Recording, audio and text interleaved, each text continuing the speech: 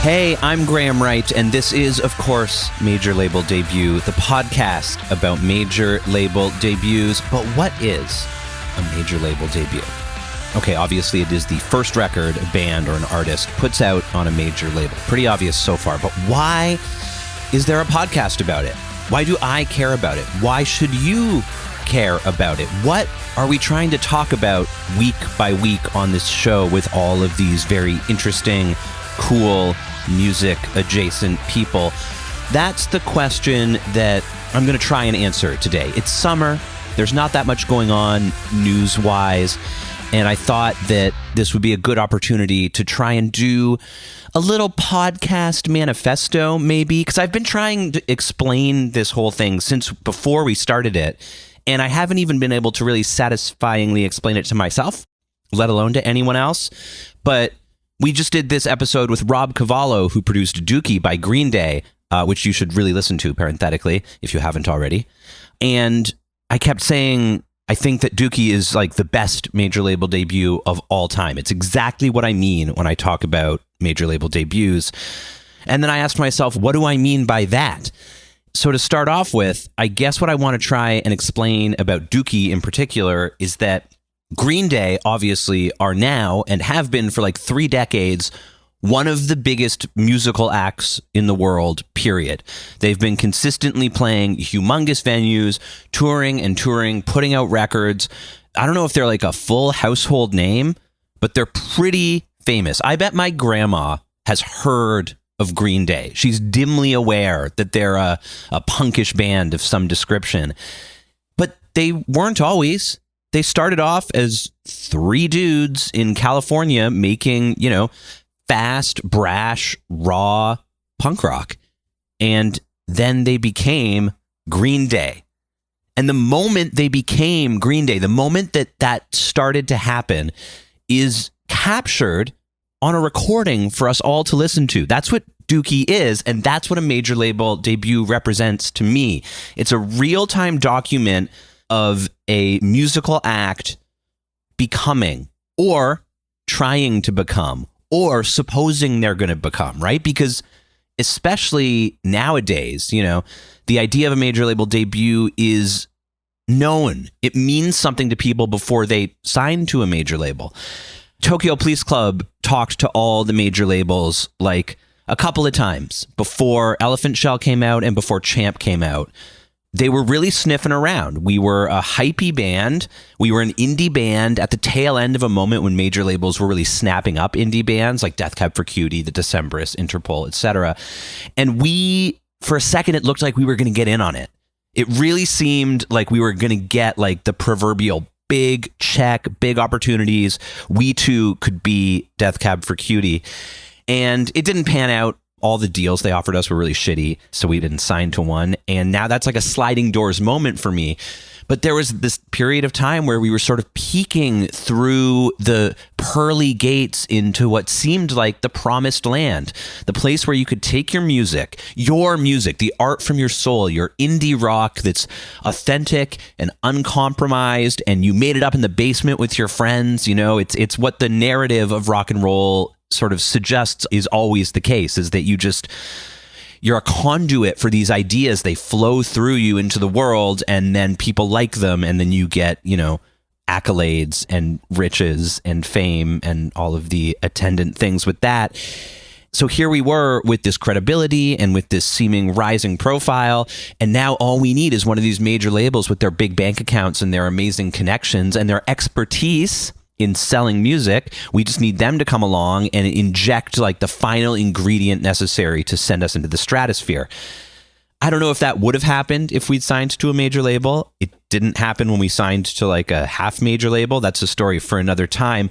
But my point is that tantalizing possibility of big success, of a big, huge, broad audience, which I think personally every artist kind of wants, or maybe really wants.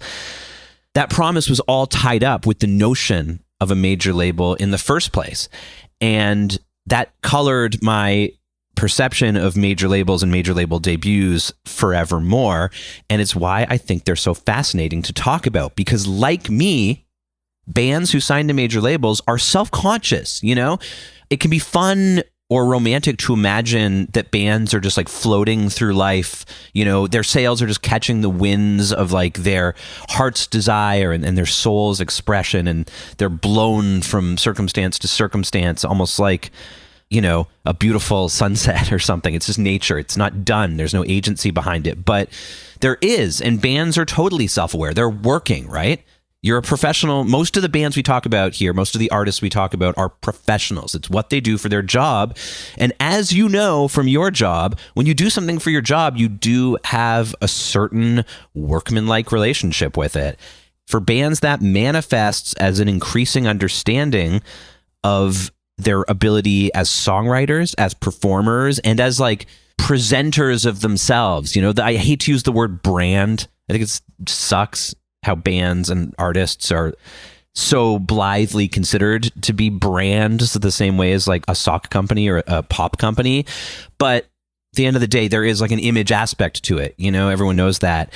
And you're aware of it, and you know that you can modulate it, and you know that you start to realize, seeing bands around you and meeting people that work in the industry with different experiences, you start to realize that there are things you can change about how you present yourself and about how you write your songs and how you do the whole thing.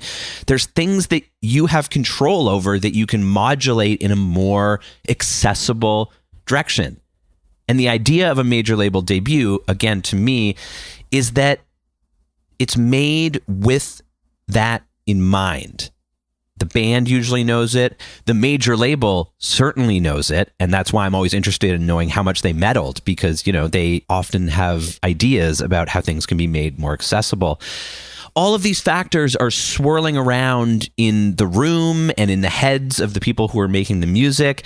And it's my belief that everything about your life impacts your creativity. I just think it's inevitable. I think that whatever magic goes on in your brain or in your soul or wherever it happens that like makes ideas, makes creativity come out, I just really think it's fed by everything that happens to you. It comes from your subconscious, I guess. And in this instance, what's happening to you is like, it's happening to your creative instruments. It's happening to your music in almost real time. And so I think it's inevitable that that's going to come out in the decision making. And listen to Dookie. Go back and listen to the record before it, and then listen to it. If you care to do this, if you care to do a little A-B stuff. I do this all the time. This is like what I do for fun when I'm hanging out by myself in my studio, is go back and forth between Green Day albums to track all the myriad differences. Because there's the obvious sonic differences, right? Rob Cavallo, who we talked to, brought what you would call a higher level of fidelity, I guess. You know, it gets pretty arbitrary when you start talking about hi-fi and lo-fi and well-produced and badly produced, and people kind of know what you mean by these terms, but I think they're just words for sonic choices, and I think it's much more interesting to listen to these choices on their own merits than to be comparing them to like some presumed objective metric of like what's good or bad or what's high or low or whatever. Anyway, that's just my own. What do you do? Get on a soapbox. That's my soapbox thing. All of which goes to say that, yes, Dookie sounds better in that it sounds more like something you would hear on the radio. It's a little easier to parse, maybe. But also the songwriting has changed. The songs, again, are better. I was just talking to my friend Donovan last night, who writes songs. And we were just talking about songs being good and songs being bad. And we just kind of both knew what each other meant. And it's like a craft thing. We're both musicians, and so we mean it in a certain way. But you hear it in a certain way that maybe is kind of like how we mean it or isn't. You know, ultimately, again, a good song or a bad song is a pretty arbitrary definition. But I do mean it in like, there's a way that a song can communicate whatever its point is with greater and more affecting clarity. And sometimes that clarity is like obfuscation. You know, I think that like an experimental Radiohead song, the point of it is that it's kind of beguiling and challenging. And so in a weird, perverse way, it's kind of really direct in its weirdness. That's my theory about why Radiohead became so big, making what was supposed to be really challenging, unconventional music. That's also a conversation for another time. The songs on Dookie are just fucking great. Basket Case is just a masterpiece of pop songwriting. It's an all-timer. I really think that's a tune that will just last forever. And part of that is because of how good the record is. And part of it is how good the performance is. And part of it is how good the songwriting is. And none of these things feel like they're a betrayal of where Green Day came from. None of these things sound inauthentic or confusing. You know, sometimes a band will try and get more accessible and their sound will change in a way that just really baffles people. And it loses people without gaining new people because it doesn't have a point anymore. Like they lost the essence of what made them good. And I know how that happens. I think every band falls into that hole from time to time. And it's just about whether you like climb out of it right to get back to where you're going. And that can really be the difference between a band like Green Day that does a major label debut that then turns them into one of the biggest bands in the world, and one of the millions of bands that have tried to do that and then instead just sort of, you've never heard of them.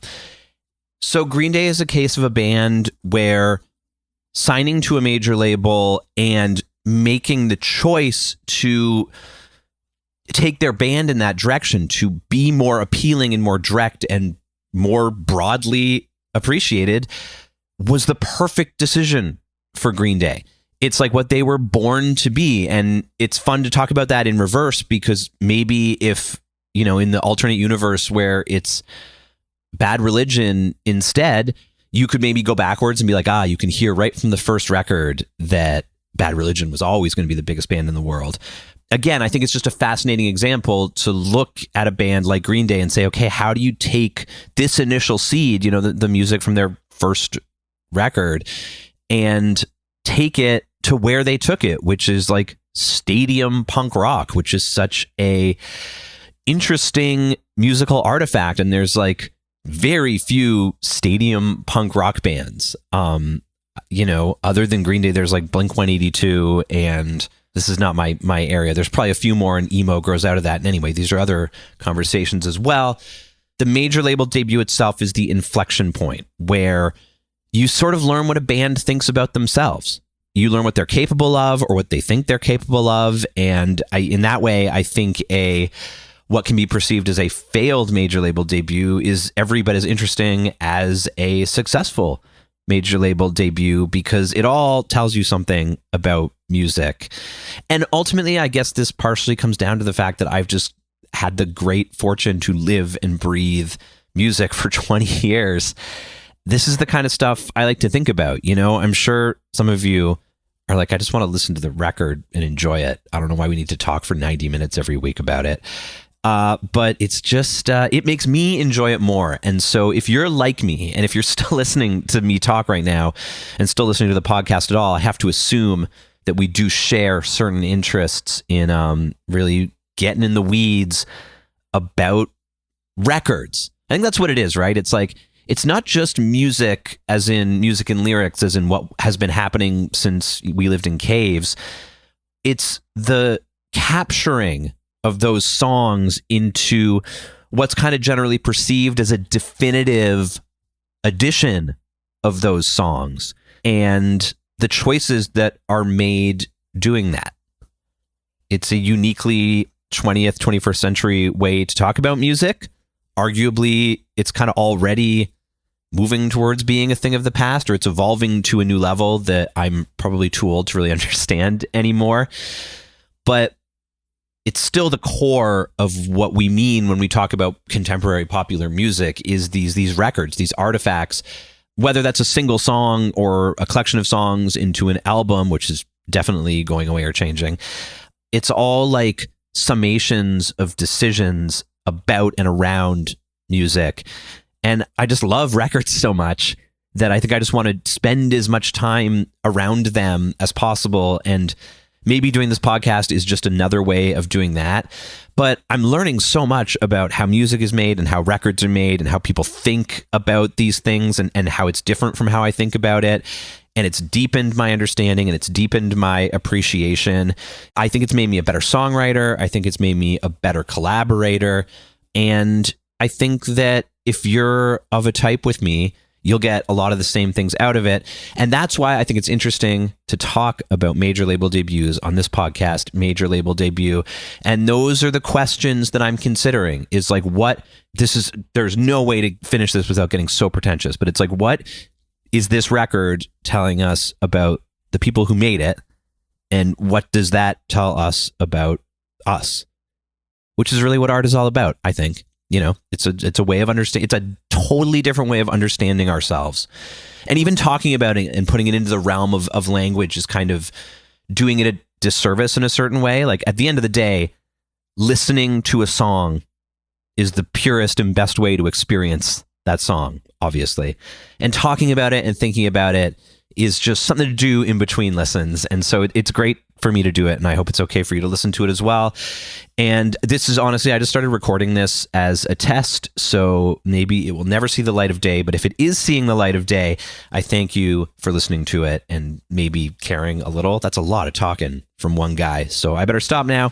Major Label Debut, as always, is produced by the great and very patient John Paul Bullock and Josh Hook. Our theme music is by the wonderful Greg Alsop.